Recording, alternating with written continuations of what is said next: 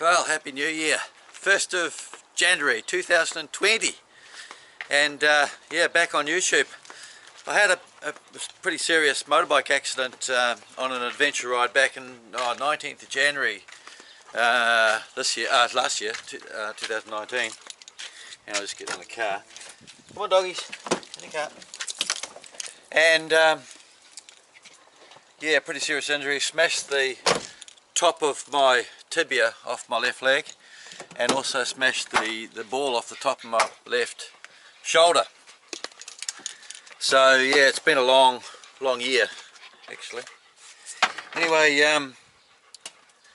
as I'm no longer able to ride motorbikes, I simply can't ride anyway. It's a simple matter of fact. And in fact, when I sold it, I thought, oh, I'll just have one quick ride round the cul-de-sac, because we live in a cul-de-sac, and I thought I'll just go round the end of the cul-de-sac.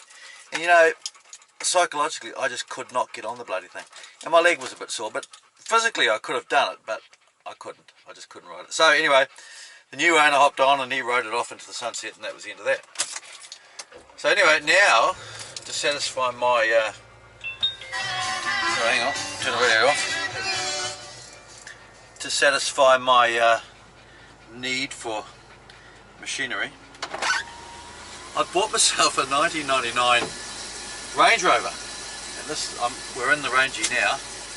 Dog in the back, one dog here, and she's a real heap of shit really, and a real project car. But I had, well, about 10 years ago I had a 96 model, and I loved that, and it had a lot of issues. I mean, they say the reason why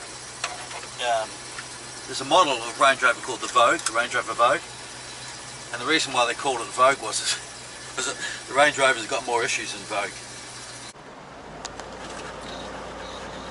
And Crystal likes to sit up here with me, little white dog. She's a half Jack Russell, half Maltese. She's 10 years old now, but she still thinks she's a puppy.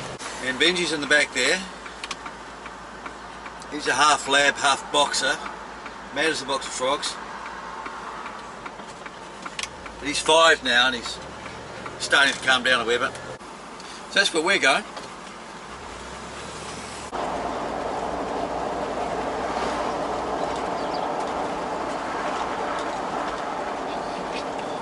By the way, the dogs love it.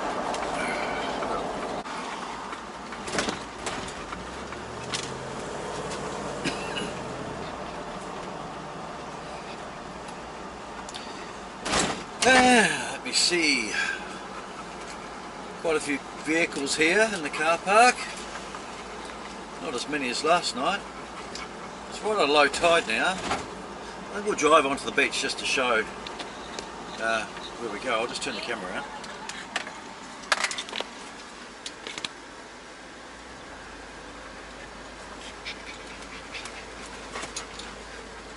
Good thing about the old Rangy, she's automatic, and you get a bloody great V8 engine, heaps of torque, so it doesn't mind. You don't have to get into low range very often on the sand. We're allowed to drive on the beach here, up to 50 metres either side of this access point. Yeah, there's a lot of people still celebrating New Year, so need to be a wee bit careful.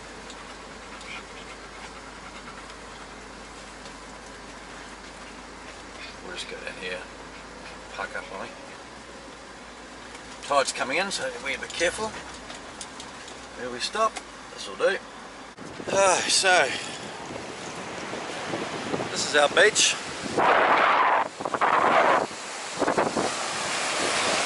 Pretty good view out to the islands that way. Lots of people just relaxing, and Benji's off to get his ball. He's not happy unless he's had a swim. Oh, well, I've got the camera this way. Well, there's the old Range Rover. She's 1999 model. Half the paint's falling off, or the clear coat's fallen off it. I've got the 16-inch wheels on at the moment. I do have some 20-inch rims, which I had on it, but they're hopeless on the beach. So I put the 16s back on with the bigger tyres and lower tyre pressures. Come on. Come on. Benji, Benji, where's your ball? Bring your ball. Good boy. Bring the ball. Good boy.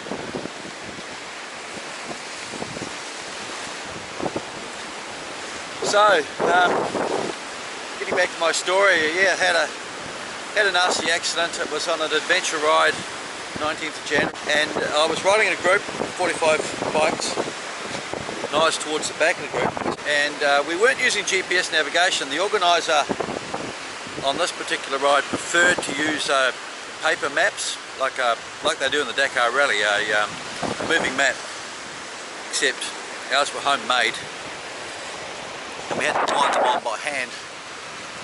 I was in the front of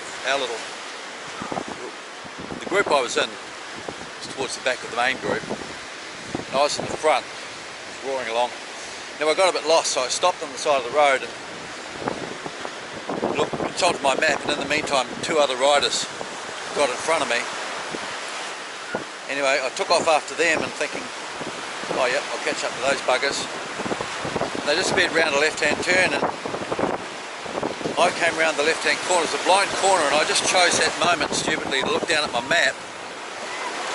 And when I looked up, I found those 2 guys that were on a narrow concrete bridge, so round the corner onto the bridge, and they'd stopped in the middle of the bridge. And I just had nowhere to go.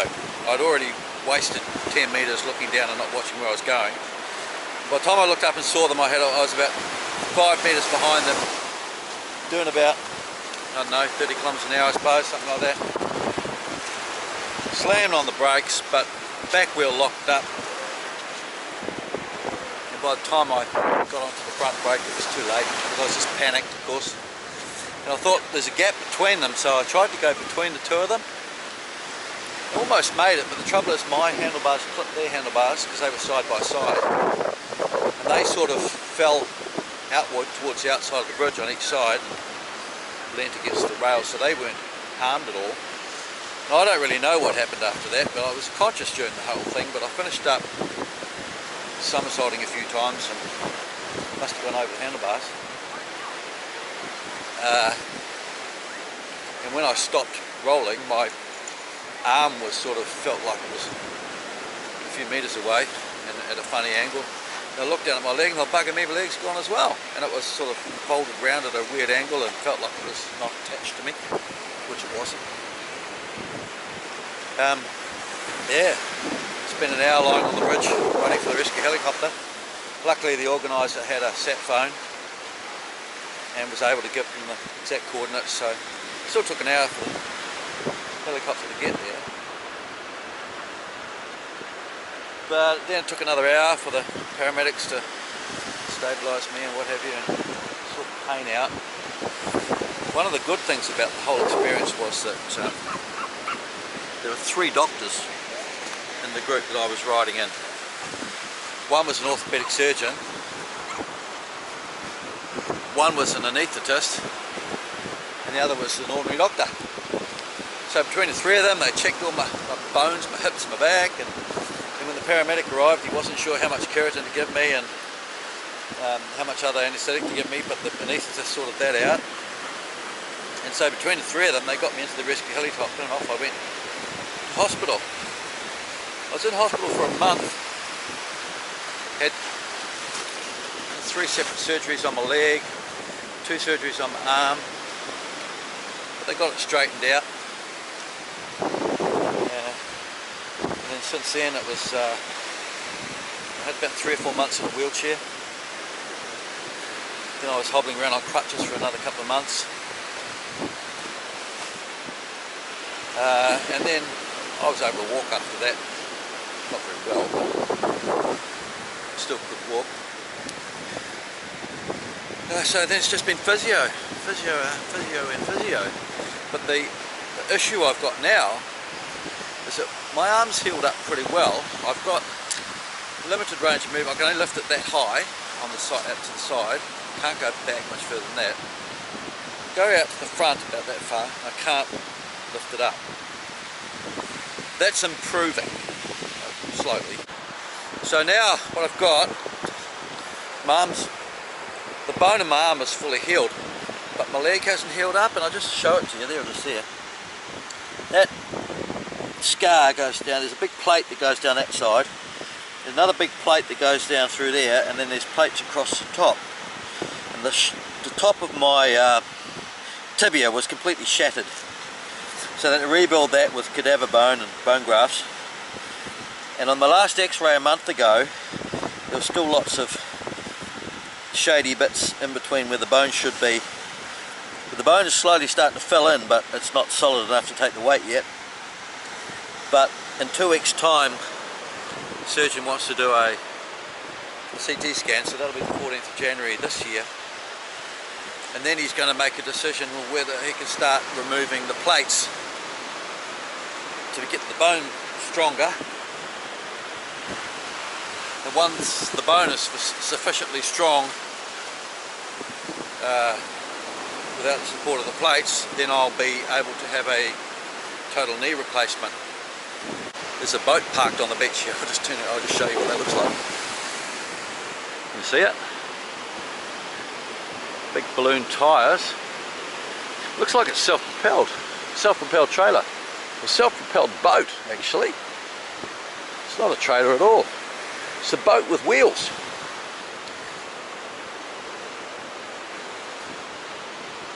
That's pretty cool.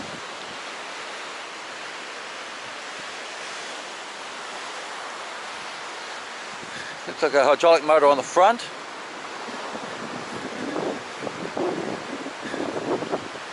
One on each rear wheel. Sea legs, patented amphibious technology. Woohoo!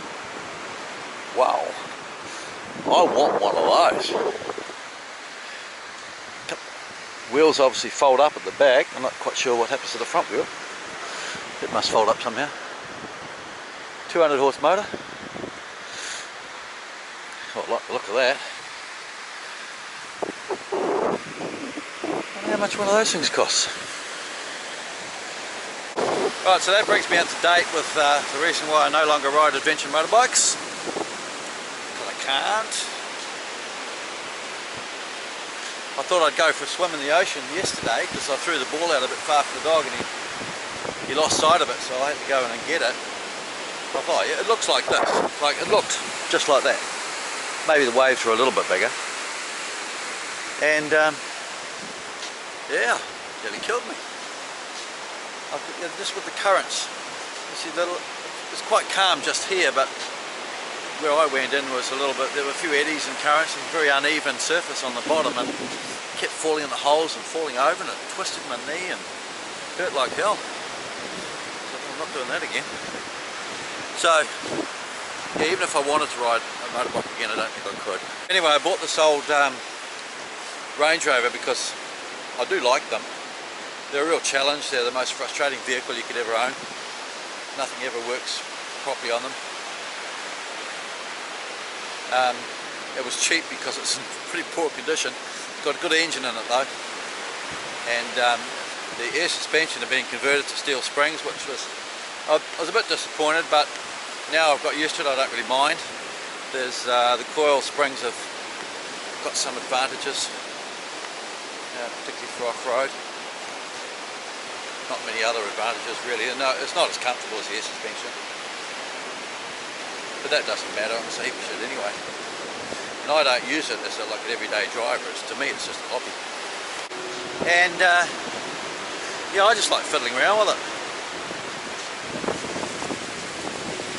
It costs a bit of money. The parts are readily available, but a lot of the parts you have to import from England, and it gets quite expensive, especially with the government's latest trick of charging us GST. Oh, that boat's moving. I don't know whether you'll pick it up on the camera. Yeah, because the Range Rovers they never 100%, they always need something doing to them. Well, it just gives me something to do. tinkering around with it and playing with it. Just about got it where I want it now, except the air conditioning doesn't work. But that's not a difficult fix, it's just time consuming. Haven't got around to it yet.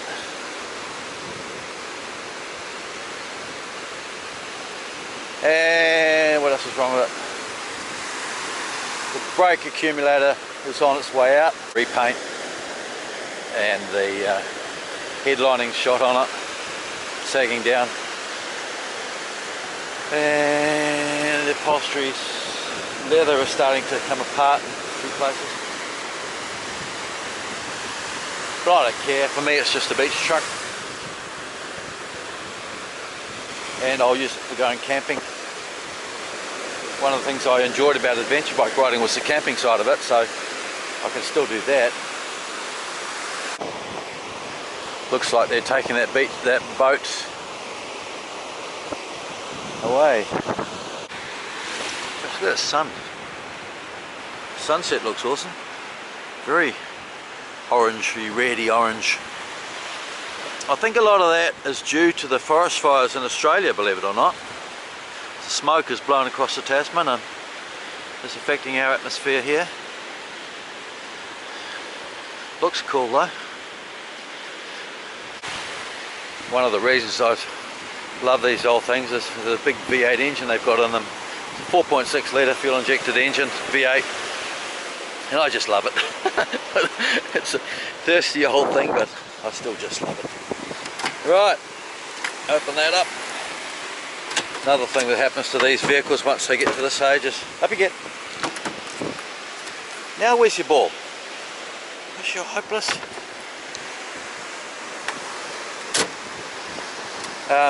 All the interior plastic and trim and stuff breaks and falls off. Up you get. Let's see if I can find this ball.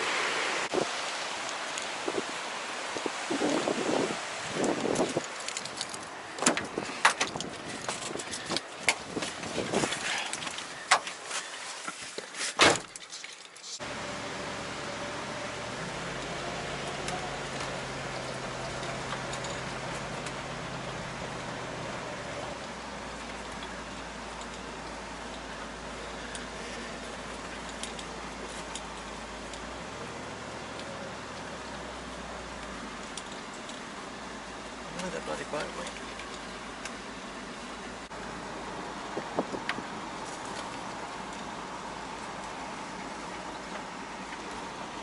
Ah, he's got a trailer for it.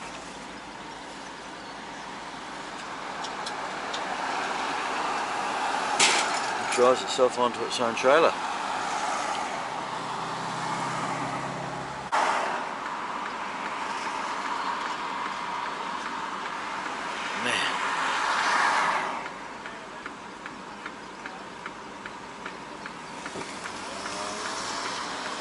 There's the gap. Off. Awesome. I want one of those things.